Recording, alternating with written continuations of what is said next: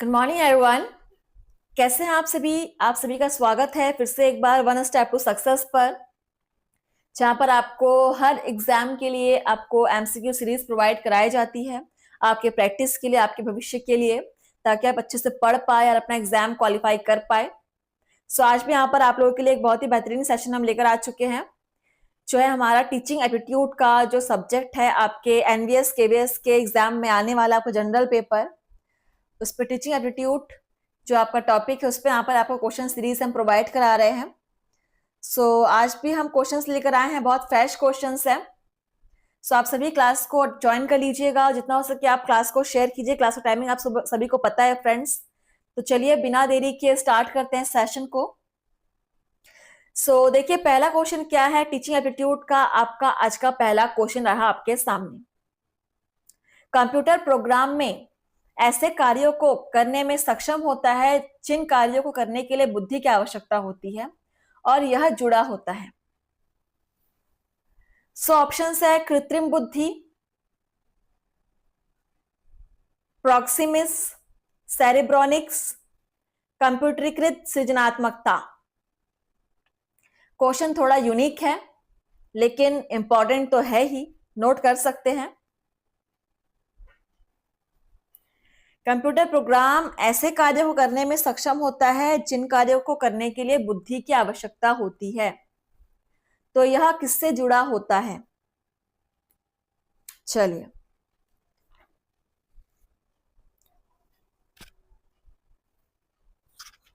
तो यह जुड़ा होता है आपके आर्टिफिशियल इंटेलिजेंस, कृत्रिम बुद्धि से। ठीक है, ऑप्शन यहां पर फर्स्ट ही आपका करेक्ट हो जाएगा, इसको नोट कर लेंगे। चलिए आगे बढ़ते हैं अगले क्वेश्चन की तरफ। क्वेश्चन नंबर है आपका 18, शब्दार्थ और भाषा के अध्ययन को क्या कहते हैं? शब्दार्थ और भाषा के अध्ययन को क्या कहते हैं? ऑप्शंस है भाषा विज्ञान, एनकोडिंग, कूट संकेतन या सिमेंटिक्स, अर्थ विज्ञान या वाक्य विन्यास। चलिए, क्वेश्चंस थोड़े से आपको ऐसे लग रहे होंगे बहुत ही बोरिंग से हैं, लेकिन इंपॉर्टेंट है फ्रेंड्स। तो बिल्कुल आप कॉन्सेंट्रेट कीजिए, थोड़ी सी मेहनत कीजिए, कॉपरेट कीजिए। आप टीजीटी पीजीटी के लेवल का एग्जाम दिलाना चाहते हो, केवीएस एनवीएस में आप सिलेक्शन लेना चाहते हो, तो आपको इस टाइप के हार्ड क्वेश्चंस ही आएंगे एग्जाम में। आपको प्रैक्टिस करना पड़ेगा, भले बोर लगे लेकिन आपको फोकस होके पढ़ना पड़ेगा। तो शब्दार्थ और भाषा के अध्ययन को क्या कहते हैं? अर्थ विज्ञान, नोट कर लीजिए, अर्थ विज्ञान कहते हैं। Option C is correct. Next question number है आपका 19, जी आपका हम कंटिन्यू कर रहे हैं जो हमने लास्ट क्लास में हमने छोड़ा था, हम कंटिन्यू आपको कराए जा रहे हैं। चिंतन में इस्तेमाल होने वाले प्रतिरूप में ऑप्शंस है स्मृति सहायक संकेत होते हैं, गतिबोधक होते हैं, संकल्पना होते हैं, मुख्यतः कल्पनाएं होती हैं। क्या होते हैं बताइए? थोड़ा सा क्वेश्चन आपको समझ में नहीं आ रहा होगा लेकिन ध्यान दीजिए, समझ में आएगा। चिंतन मतलब आप कुछ सोच, चिंतन में इस्तेमाल होने वाले प्रतिरूप क्या हो सकते हैं?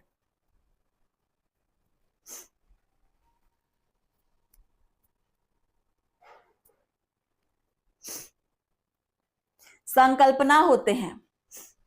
तो जैसा सोचा था वैसे आंसर नहीं मिला, लेकिन आंसर वही है, संकल्पना होते हैं। ठीक है, ऑप्शन सी इसको नोट कर लीजिएगा, इंपॉर्टेंट है और आप बिल्कुल भूल जाओगे इसका आंसर, इसलिए नोट कर लो।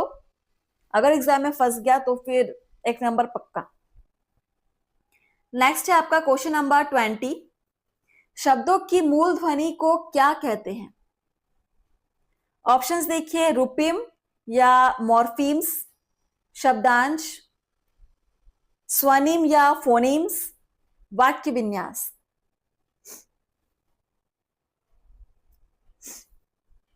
भाषा से टॉपिक से यहां पर लिया गया है। शब्दों की मूल ध्वनि को क्या कहते हैं?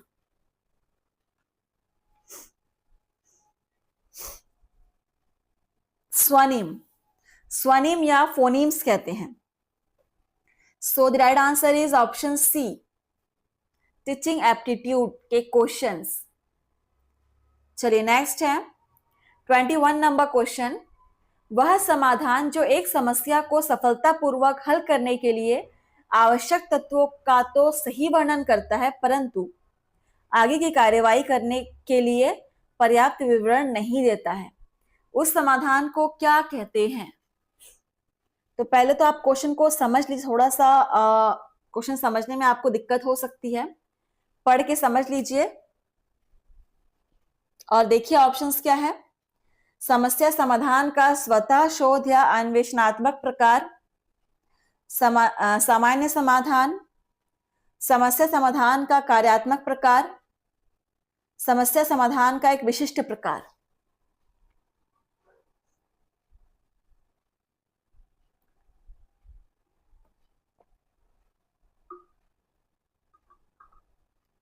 जहां पर आपको टीजीटी, पीजीटी और पीआरटी तीनों लेवल में आपको क्वेश्चन मिल जा रहे हैं।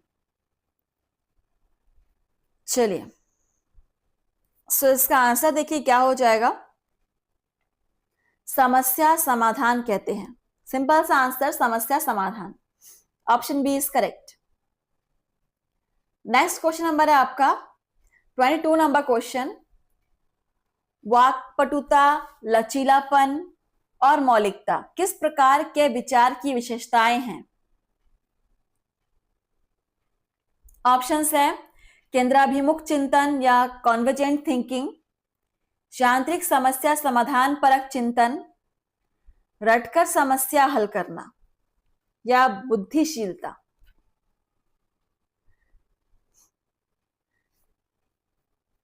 तो किसकी विशेषताएं हैं? वाक्पटुता, लचीलापन और मौलिकता।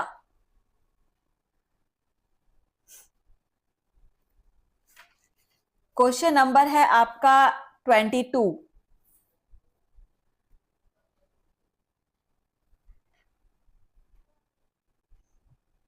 आंसर हो जाएगा बुद्धिशीलता।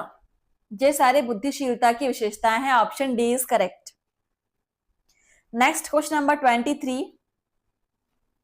अंकल, अंकल ठीक है, शब्द में किस प्रकार की धारणा या भाव नहीं थे? आप बोलते हैं ना अंकल सुनिए आंटी, सो अंकल में किस प्रकार की धारणा या भाव नहीं थे? ऑप्शंस है संयोजी, संबंधी का भाव, संबंधी या वियोजक। चलिए इसको आप क्वेश्चन को नोट कर लीजिएगा, ये क्वेश्चन इंपॉर्टेंट है।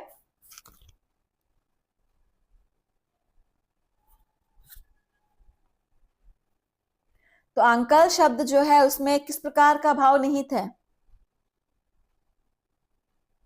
वियोजक का भाव निहित है, वियोजक। कई लोगों ने यहाँ पे संबंधी को टिक किया होगा, लेकिन वियोजक सही आंसर होगा, इसीलिए कहा मैंने नोट कर लीजिए क्वेश्चन को, इंपॉर्टेंट है और आप भूल भी सकते हो आंसर। आगे बढ़ते हैं 24 नंबर क्वेश्चन। परिचित वस्तुओं को इस्तेमाल करने के नए तरीकों को सोचने समझने में अक्षम होने को क्या कहते हैं? क्वेश्चन का लेवल आप देख सकते हैं कितना गहराई, डीपली क्वेश्चंस आपको पूछे जा रहे हैं, आपको गहराई से इसको सोचना पड़ेगा। ऑप्शन है गैर लचीली सोच, प्रकार्यात्मक स्थिरता या फंक्शनल फिक्स्ड, सक्रिय अवरोध, अवरोध या व्यतिकरण।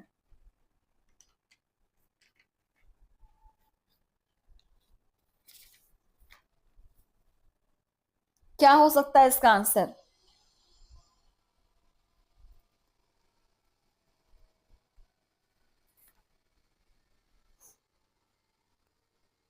सो यहां पर आंसर हो जाएगा अवरोध या व्यतिकरण। मतलब आप किसी परिचित वस्तु को इस्तेमाल करने के नए तरीकों को सोचने समझने में अक्षम हो रहे हो, तो वहां पर व्यतिकरण या कुछ अवरोध है। So option D is correct. आगे बढ़ते हैं, क्वेश्चन नंबर है हमारा 25।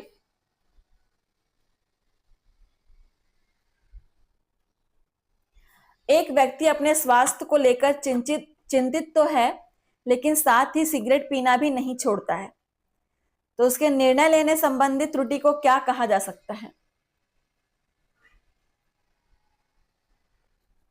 ये केस तो हम हर जगह देखते हैं, हमको पता है कि ये चीजें हमारे लिए नुकसानदायक है, लेकिन फिर भी हम वही करते हैं, मतलब हम निर्णय नहीं ले पा रहे हैं कि हमको क्या करना चाहिए। तो यहाँ पर इस त्रुटि को क्या कहा जाएगा? ऑप्शन है प्रकार्यात्मक स्थिरता, निर्धारित मानकता की अनदेखी, प्रतिनिधित्व या फ्रेमिंग।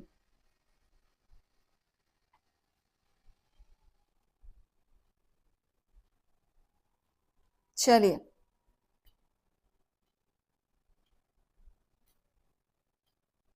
देखिए ऑप्शंस को।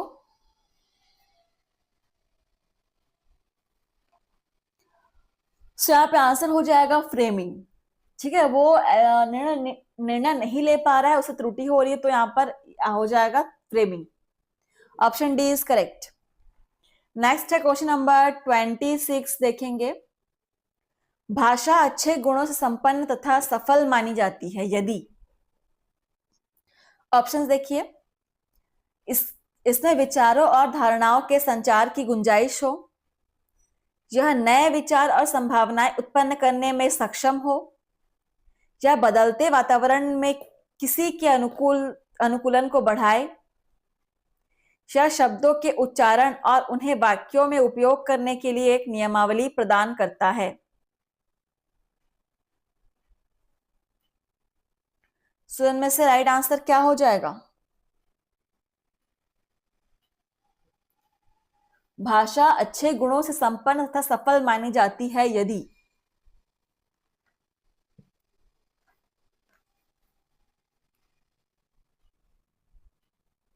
यदि यह नए विचार और संभावनाएं उत्पन्न करने में सक्षम हो, तभी वह सफल मानी जाती है।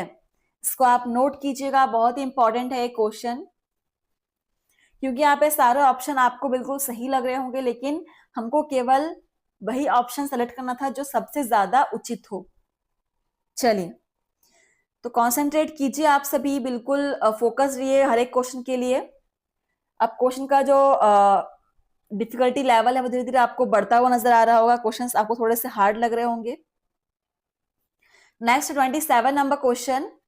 इनमें से कौन सा गुण आमतौर पर सृजनात्मकता से संबंधित है? सृजनात्मकता से संबंधित है, नोट कीजिएगा।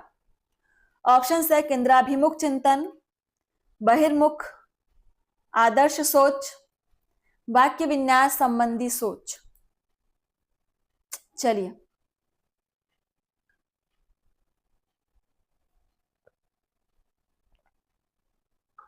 इनमें से कौन सा गुण आमतौर पर सृजनात्मकता से संबंधित है?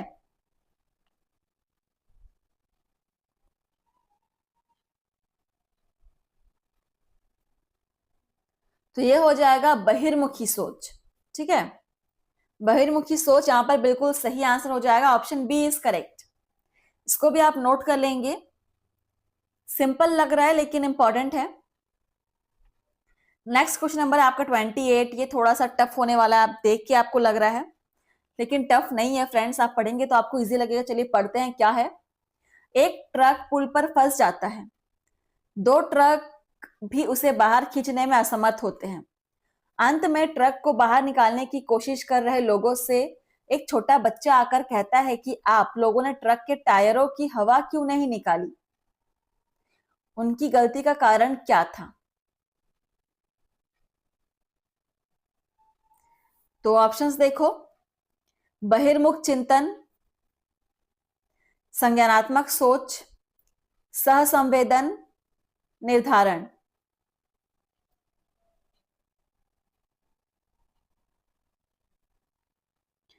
तो क्या कारण था उनके गलती का?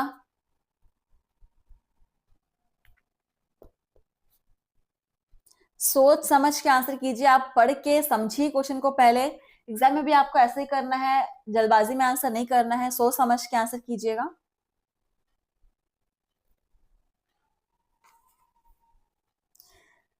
चलिए, तो यहां पर देखिए उनकी गलती का कारण था निर्धारण, निर्धारण का कारण था। ठीक है, ऑप्शन यहां पर डी हो जाएगा। नेक्स्ट आगे बढ़ते हैं, क्वेश्चन नंबर है आपका 29। स्वतः शोध प्रणाली समस्या को हल करने का वह उपाय है जो। ऑप्शन है प्रयत्न त्रुटि उपागम का उपयोग करता है, अनियमित खोज रणनीतियों का उपयोग करता है, किस समस्या को हल करने की पूरी गारंटी देता है, विकल्पों की संख्या को घटाता है। ये भी आपका टिपिकल लग रहा है, पढ़िए, समझिए, सोचिए।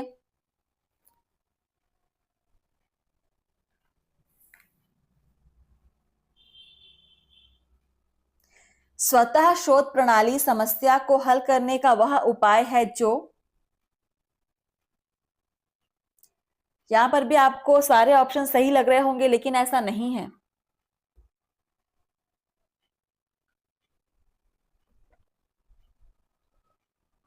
तो इसका आंसर हो जाएगा विकल्पों की संख्या को घटाता है। ठीक है, ऑप्शन डी इज करेक्ट। आप चाहे तो स्क्रीनशॉट ले लीजिएगा, ये सारे क्वेश्चन बहुत इंपॉर्टेंट हैं। नेक्स्ट क्वेश्चन नंबर 30, सृजनात्मकता की विशेषताओं में शामिल है।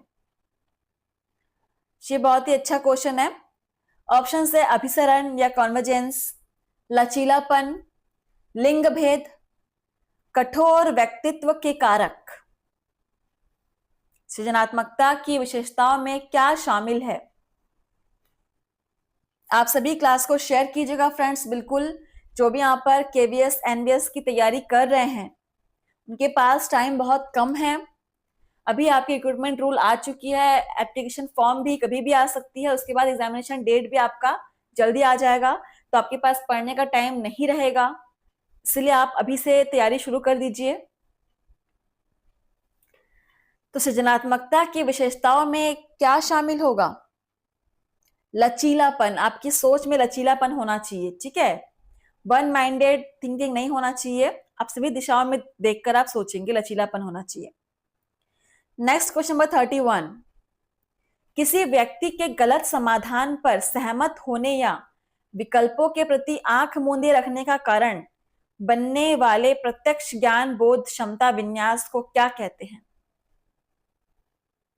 ऑप्शन है अंतर्बोध, निर्धारण, प्रतिबंधित चिंतन, उष्मायान।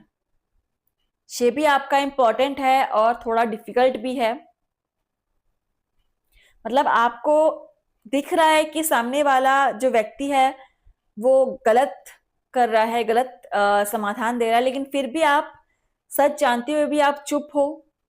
आपको इस बात की अनुभूति है कि सामने वाला गलत समाधान दे रहा है, लेकिन फिर भी आप चुप हो, तो इसको, इस क्षमता को क्या कहेंगे?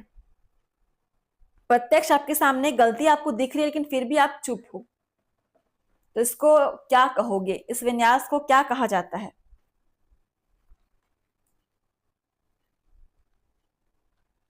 बहुत ही अच्छा क्वेश्चन है ये कहा जाएगा निर्धारण। ठीक है, ऑप्शन बी निर्धारण कहेंगे, नोट कर लीजिएगा, इंपॉर्टेंट है। चलिए अगला और आज का लास्ट क्वेश्चन, 32 नंबर क्वेश्चन पढ़ते हैं। क्या है?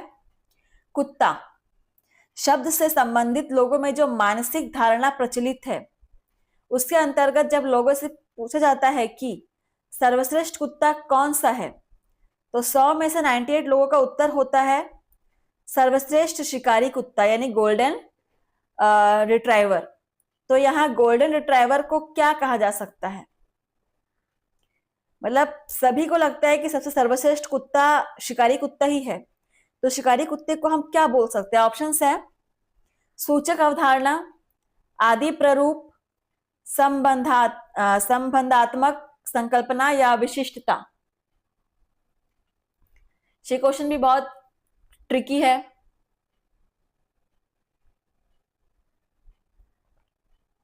ऐसे ही क्वेश्चंस बनेंगे एग्जाम में। ठीक है, तो अगर आपको सही आंसर लगाना है तो प्रैक्टिस तो बहुत जरूरी है। तो देखिए यहां पर इसका आंसर हो जाएगा कि जब सभी लोगों का ध्यान एक ही कुत्ते पर जा रहा है, मतलब शिकारी कुत्ता ही हो सकता है, सबका ध्यान है, 98 लोगों का ध्यान उसी पर जा रहा है, तो इस धारणा को हम कह सकते हैं विशिष्टता। ठीक है, ऑप्शन डी यहाँ पे सही हो जाएगा, विशिष्टता। नोट कर लीजिएगा। तो आपका सेशन यहाँ पर समाप्त होता है। आप लोग पढ़िए, डेली प्रैक्टिस कीजिए और जितना हो सके आप क्लास को शेयर कीजिए फ्रेंड्स। अब हम मिलेंगे आपसे नए सेशन में नए क्वेश्चंस के साथ और नए जोश के साथ। आप सभी भी कंसंट्रेट होकर पढ़िएगा, बिल्कुल ध्यान लगाकर पढ़िए, मेहनत कीजिए, क्योंकि एग्जाम आपको क्वालिफाई करना है तो मेहनत भी आपको करना पड़ेगा। चलिए फ्रेंड्स, और कुछ भी यहाँ पर आपको प्रॉब्लम हो रही हो तो आप मुझे कमेंट सेक्शन में बताएंगे, और आपका सेशन कैसा लगा तो बिल्कुल मुझे फीडबैक मुझे मिलना चाहिए आपका। चलिए, धन्यवाद।